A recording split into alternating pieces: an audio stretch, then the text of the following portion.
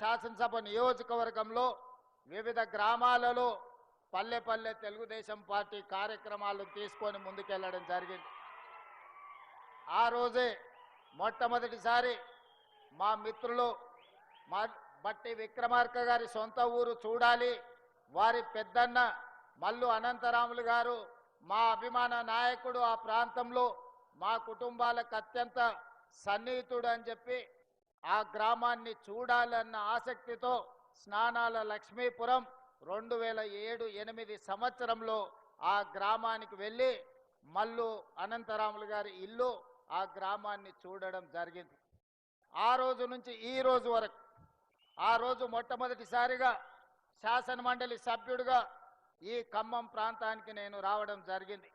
ఆ రోజు నుంచి ఈ రోజు వరకు దాదాపుగా 19-20 సంవత్సరాలలో ఏ రోజు కూడా ఈ ఖమ్మం జిల్లాకు ఏ కార్యక్రమాలలో వచ్చినా మీరు మనసు నిండుగా ఆశీర్వదించి మీ గుండెల నిండా అభిమానాన్ని ప్రదర్శించి శాసన మండలి సభ్యుడి నుంచి తెలంగాణ రాష్ట్ర ముఖ్యమంత్రిగా బాధ్యతలు చేపట్టే వరకు ఖమ్మం జిల్లా ప్రజలు నిండు మనసుతో ఆశీర్వదించి ఈరోజు ముఖ్యమంత్రి స్థాయికి ఎదగడానికి మీరందరూ అండగా నిలబడ్డందుకు మనస్ఫూర్తిగా మీ అందరికీ ధన్యవాదాలు తెలియజేస్తున్న మిత్రులారా.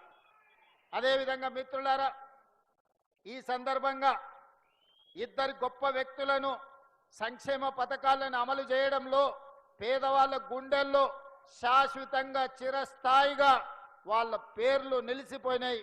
వాళ్ళ ఇద్దరిని ఈనాడు మనం స్మరించుకోవాల్సిన అవసరం ఉన్నది.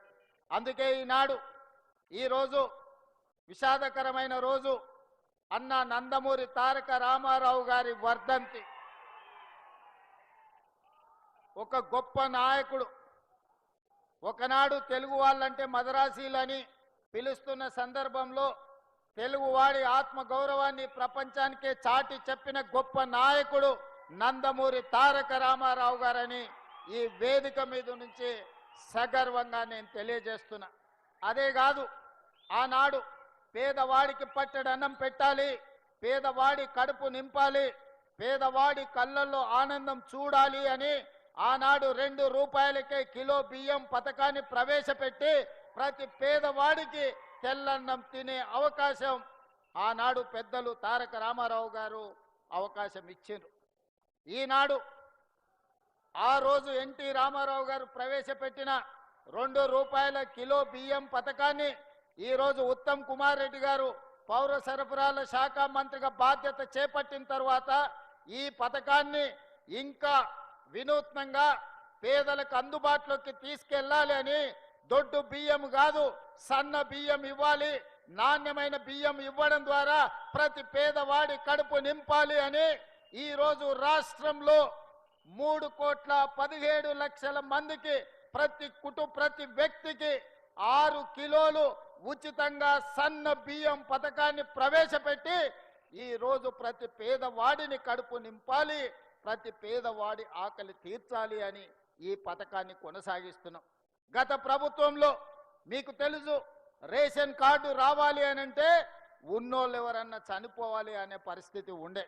కానీ మన ప్రభుత్వం వచ్చిన తర్వాత ప్రజా పాలనలో లక్షలాది రేషన్ కార్డులు పేదవాళ్ళకు అందించి ఆ రేషన్ కార్డులు ఇచ్చిన ప్రతి వాళ్లకు సన్న బియ్యం పేదవాళ్లకు తీసుకొచ్చి ఇచ్చి పేదవాడి కడుపు నింపే ప్రయత్నం మన ప్రభుత్వం చేస్తున్నది.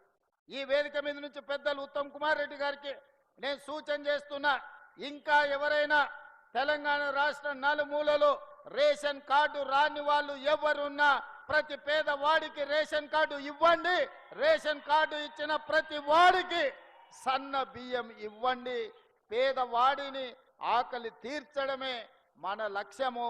ఇదే నందమూరి తారక రామారావు గారికి ఘనమైన నివాళి అని నేను ఈ సందర్భంగా చెప్తున్నా.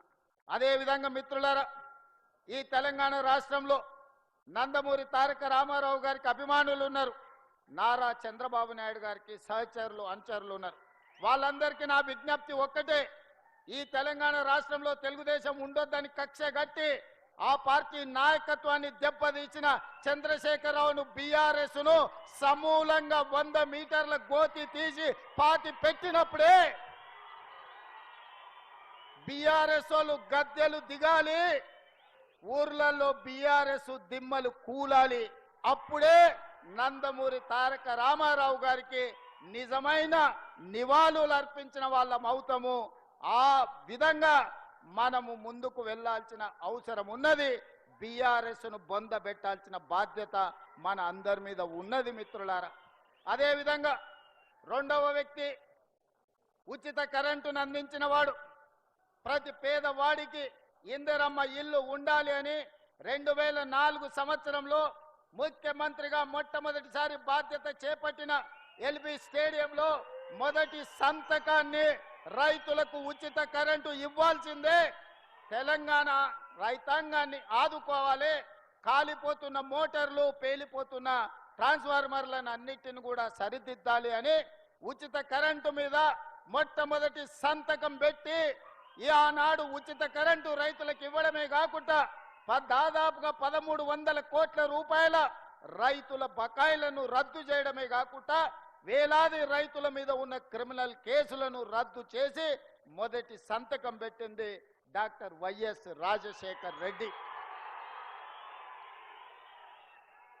వారి స్ఫూర్తిగా ఆనాడు 7 గంటలు ఉచిత కరెంటుతో ప్రారంభమై ఈనాడు పేదలకు రైతులకు 24 గంటల వ్యవసాయానికి ఉచిత విద్యుత్తును ఇవ్వడమే కాకుండా ఈనాడు మిత్రులు బట్టి విక్రమార్క గారి శాఖలో ప్రతి పేదవాడి ఇంటికి 200 యూనిట్లు ఉచితంగా కరెంటు ఇవ్వాలని 52 లక్షల పేదల కుటుంబానికి 200 యూనిట్లు ఉచిత కరెంటు, ఈ రోజు 30 లక్షల పంపు సెట్లకు 24 గంటల ఉచిత కరెంటును ఈ రోజు మనం అమలు చేస్తున్నాం. ఆనాడు 2004 నుంచి 2014 వరకు 10 సంవత్సరాలలో ప్రతి పేదవాడికి తండాలలో, గూడాలలో, మారుమూల పల్లెల్లో ఇందిరమ్మ ఇండ్లు కట్టాలి, పేదవాడి ఆత్మ గౌరవాన్ని నిలబెట్టాలని 25 లక్షల ఇండ్లను ఆనాడు డాక్టర్ వైఎస్ రాజశేఖర రెడ్డి గారు యూపీఏ ప్రభుత్వంలో సోనియా గాంధీ గారు పేదలకు ఇండ్లు ఇచ్చారు. మరి తెలంగాణ వచ్చిన 10 సంవత్సరాలలో డబుల్ బెడ్రూమ్ ఇండ్లని మనల్ని ఊరిచ్చిండు. మీకెవరికైనా డబుల్ బెడ్రూమ్ ఇల్లు ఇచ్చిండా అని నేను అడుగుతున్నా. ఎవరికైనా వచ్చిందా? ఎవరైనా డబుల్ బెడ్రూమ్ ఇల్లు కట్టుకున్నారా?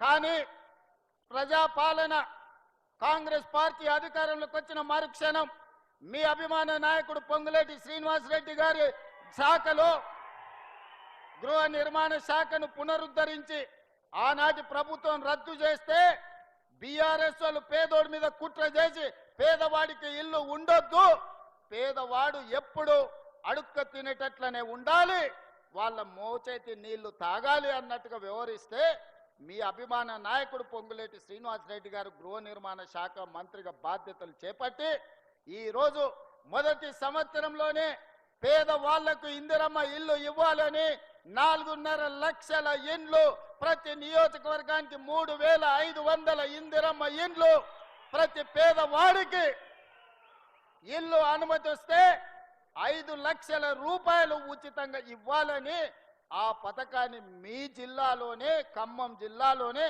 భద్రాద్రి రాముల వారి సాక్షిగా మనం ఆ పథకాన్ని ప్రవేశపెట్టుకున్నాం. గృహ ప్రవేశాలు కూడా మళ్ళీ ఇక్కడనే వచ్చినాం. సన్న బియ్యం ఈ పథకాన్ని ఒక గిరిజనుడు ఇంట్లో నేనే స్వయంగా ఖమ్మం వచ్చి ఏ బియ్యం అయితే మనం ఉచితంగా ఇస్తున్నామో ఆ బియ్యంతోనే వడ్డిస్తే ఆ బియ్యంతోనే అన్నం ఈ ఖమ్మం జిల్లాలోనే నేను తిన్నా. ఈరోజు ఈ ఖమ్మం జిల్లాలో ఇచ్చిన ఇందిరమ్మ ఇండ్ల గృహ ప్రవేశానికి పేదవాళ్ళ కళ్ళల్లో ఆనందం చూడడానికి వచ్చి మొదటి సంవత్సరంలోనే 4.5 లక్షల ఇండ్లు పేదవాళ్లకు అందుబాటులోకి తీసుకొచ్చినాం. మళ్ళీ ఏప్రిల్ తర్వాత 2వ విడత కూడా పేదవాళ్లకు ఇందిరమ్మ ఇండ్లు ఇచ్చే బాధ్యత, ముఖ్యంగా పట్టణ ప్రాంతాలలో ఉన్న పేదలకు కూడా ఇండ్లు ఇచ్చే బాధ్యత కాంగ్రెస్ పార్టీ తీసుకుంటుంది. వాస్తవంగా 10 సంవత్సరాలు చంద్రశేఖరరావు గారి చేతికి 20 లక్షల కోట్ల రూపాయలు వచ్చినాయి. 20 లక్షల కోట్ల రూపాయలు ఎక్కడికి పోయినావో నాకు తెలియదు, కానీ ఒకవేళ ఆనాటి ప్రభుత్వం సంవత్సరానికి 2 లక్షల ఇండ్లు కట్టున్నా 10 ఏళ్లలో 20 లక్షల ఇందిరమ్మ ఇండ్లు పేదవాళ్లకు కట్టించి ఉండే అవకాశం ఉండే. డబుల్ బెడ్రూమ్ ఇండ్ల పేరు మీద పేదల్ని దగా చేసిండు తప్ప ఏ ఒక్కరికి కూడా ఇల్లు ఇవ్వలే. అందుకే ఈనాడు ప్రతి సంవత్సరం మన వెసులుబాటును బట్టి ప్రతి పేదవాడికి చివరి పేదవాడికి కూడా ఇందిరమ్మ ఇల్లు మంజూరు చేసి ఆత్మ గౌరవంతో బ్రతికే విధంగా ఈ రోజు ఇందిరమ్మ ఇండ్లను కొనసాగిస్తున్నాం. రాజశేఖర రెడ్డి గారు ప్రవేశపెట్టిన ఇందిరమ్మ ఇండ్ల పథకాన్ని ఈనాడు మన ప్రభుత్వం కొనసాగిస్తుంది. ఎక్కడ కూడా రాష్ట్రాలు వేరైనా ఈనాడు ఆ పార్టీలు